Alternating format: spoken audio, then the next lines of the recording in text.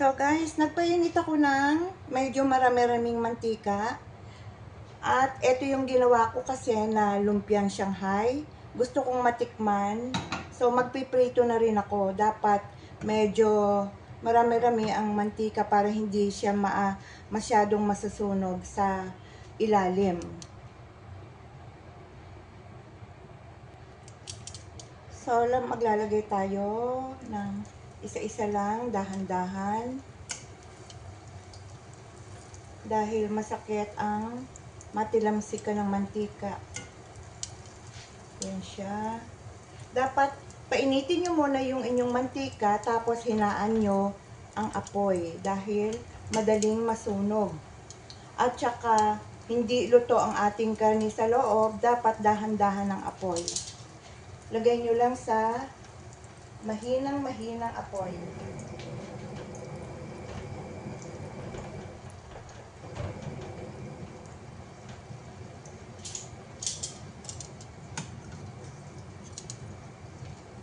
Huwag niyong iiwan ang niluluto nyo dahil ito ay madaling masunog.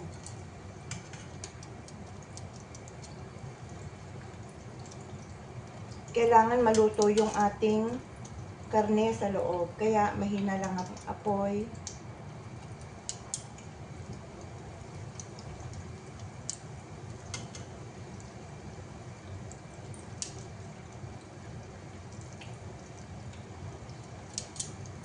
Kalkulahin nyo lang kung ilan yung laman ng inyong lutuan.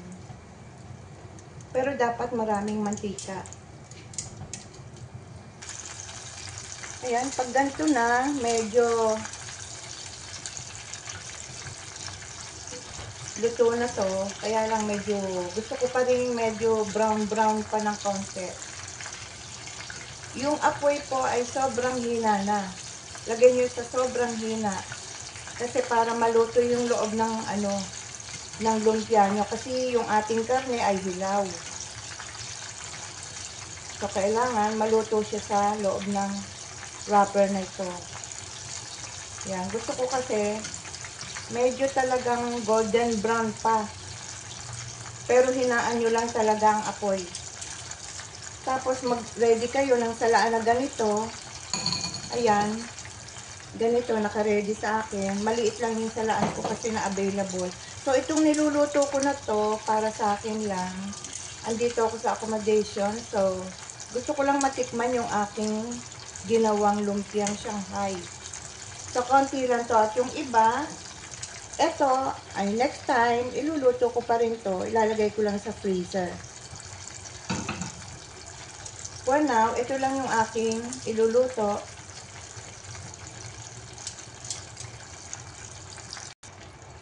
So, bali papatayin ko na yung apoy. Okay na ito, yan. Yung gantong pagkaluto. Tama-tama lang yan. So, hindi ko pa siya hinango. Pero patay na po yung apoy niyan. Sayang lang yung init ng mantika para sigurado ako na naluto yung loob. So, ayan, hahanguin na natin isa-isa. Pwede kayong gumamit ng ng tissue para tumulo yung kaunti niyang mantika.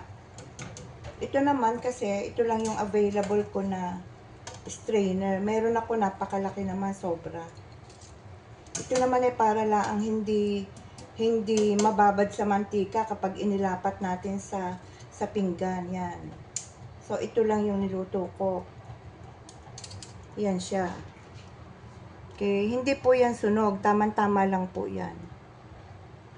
Madilim lang po sa lugar ng lutuan namin.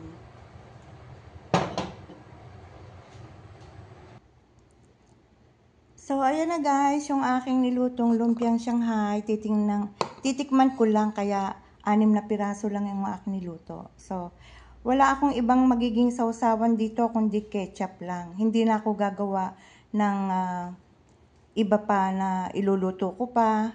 Mas gusto ko kasi yung ketchup na maanghang. Okay guys, thank you!